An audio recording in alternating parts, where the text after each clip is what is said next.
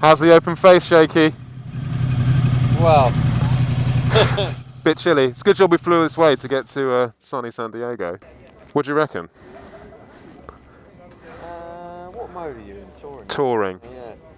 It's pretty talky. It's quite violent. When you, to be honest with you, all I've done is kind of dollop through the way here, but Yeah. at the time when we come around one of those things on towards getting on the bridge, Yeah. I kind of let everyone go a little bit and then kind of cracked on only like 3,000 or 4,000 RPM. Yeah, and it's like Cracked it on and it's a bit like, you don't expect it, do you? no. Mm. But one of the things I was a little bit concerned about was the connection at the bottom and how smooth it would be kind of on and off the front. Yeah. That's really, really good. From a fuel injection point of view, it seems quite clean as well, doesn't it? Yeah. It doesn't seem you know, like they It's not as lumpy as I thought it might be.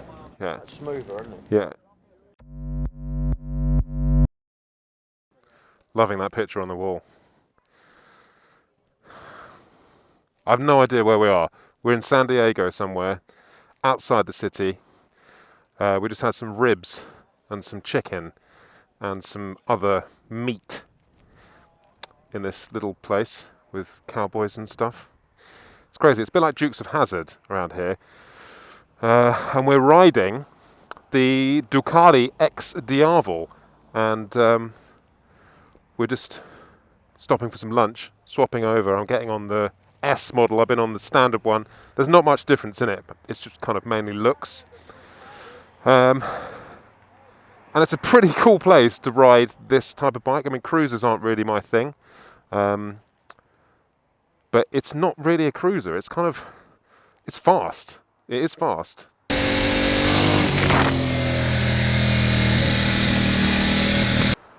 But yeah, it's going really well. It takes a while to get used to that massive rear tyre.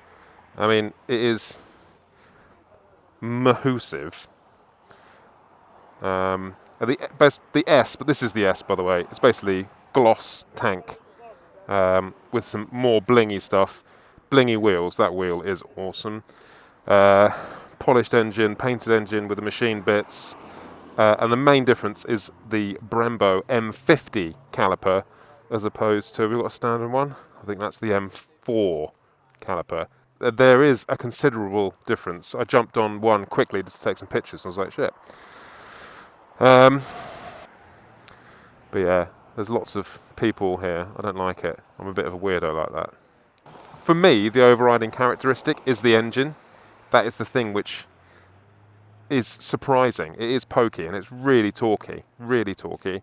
It's got some, like, I think the S model's got cruise control. It's got a launch control, which I need to try and sort out at some point and give that a test. What else has it got on it? Lots of accessories available that actually come with the bike that you don't have to buy as separates. And it's pretty mean. It's pretty mean. In the canyons and stuff, it's really well suited to it, actually. It doesn't feel out of place going fast on it. There is, the maximum lean angle you can get on this bike is 42 degrees, I think. So it's limiting, but then, 42 degrees is still a lot of lean. You still get a lot of corner speed through that. And on the road, you don't really need much more than that. It's a new thing for Ducati to get into this market, and I think if you're into cruisers, this is the ultimate cruiser. It's the future of cruisers rather than looking back at the past, and I do like that about the bike.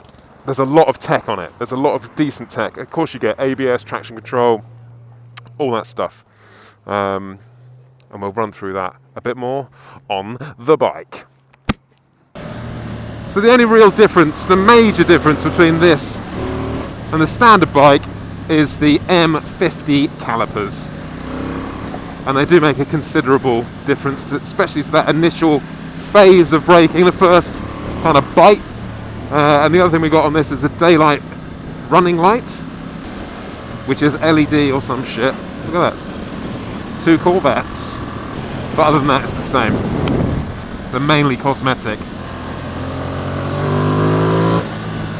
Easy Rider.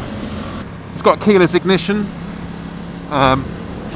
which is great if you're you don't intend on swapping around bikes a lot, but we've been swapping around and everyone's been driving off with the keys, and it all gets a bit confusing. But I don't know if I'm a fan. I like to look down and see that the key is in it, but I understand the benefits. There we go, cruise control on. It's always good. I do like cruise control on a bike. I know I go on about it, but it's just such an easy thing to put on a bike, and it can just help you with the simplest of things. Like if your visor's a bit flappy, or you want to try and get something out of your pocket. What's the seating position like? Well, obviously it's kind of cruiser. The feet, for me, are naturally far forward, but this is still only the medium position. You can actually put them even further forward, and also you can put them further back. But once you're used to it, it's fine. It's actually okay. Arms are quite outstretched, and I've got long old lanky arms. Adjustable suspension, manual, traction control, 3 riding modes, standard sort of stuff. Anything that you can read on the Ducati website, which we don't really need to go through. Let's just talk about what it feels like to ride this bike. And it feels fun. It definitely feels cinematic. Now, whether that's, it's a very subjective motorcycle. This, not many people from my realm, Rockfall, will rush out and buy one. But if you like the old school thought of a cruiser motorcycle, but you want to have the future of that, you want to experience the technology, then this is the bike that you want to get. It does turn, it does handle, it has got nice sticky tyres on it, it is comfortable, and it is fast. This engine dominates the bike. Oh, that was painful. We've also got a launch control system, which is interesting choice to put on this bike, considering I don't believe there is one on the Panigales, but they've got one on this. My legs, I am unnaturally freakishly tall, but my legs want to hang out to the sides, which looks a bit silly from behind, but after a while of constantly trying to keep them close to the tank, it's only a little bit of muscle required, but it still takes a strain after a few hours. So then you're just relaxing and spreading your legs. Spread them. It does feel like you're riding a premium motorcycle. The brand that you've got, it makes a nice sound, which probably won't come out on camera. And it's everything that Ducati set out to do. So for that, you got to say well done. It just so happens, on the flip side of that, in my opinion, which is a limited one, but everything else in this marketplace is so old, and this is so new. So they've definitely raised the game, and that can only be good for that kind of this cruiser market. Is that Ducati have come out with this, with all sorts of bells and whistles and premium features that the other guys have got to step up now, and that's good. You can't argue with that. There's no quick shifter or anything like that. Traction control kicking in there.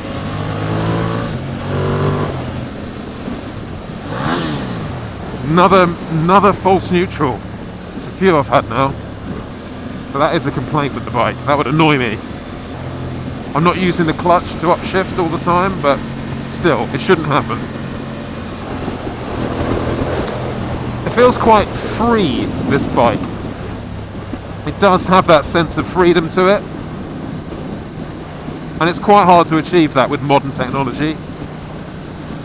You put a nice set of pipes on this and it's going to sound immense.